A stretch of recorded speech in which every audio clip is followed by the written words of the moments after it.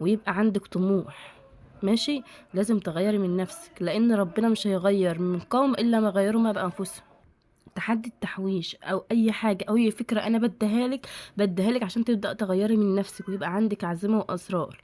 ولازم تاخدي بالاسباب صح وتتوكلي على الله، لان الله لا يضيع اجر من احسن عملا. يلا قرري معايا ان انت تعملي التحدي وتبداي التحويش.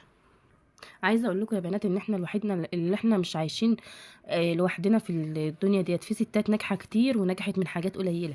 يعني الست اللي بتتحجج وبتقول لي يا ام محمد انا مش عارفه اشتغل، مفيش مجال اشتغل فيه. طب انا احكي لكم حكايه. انا واحده قريبتي قوي يعني، اتجوزت من حوالي 10 سنين. هي معاها دبلوم تجاره. تمام. بعد ما اتجوزت وهي معاها دبلوم تجاره، جوزها ما شاء الله عليه يعني كويس ومكفي بيته وكل حاجه. كانت لسه في اول الجواز وحملت في بنت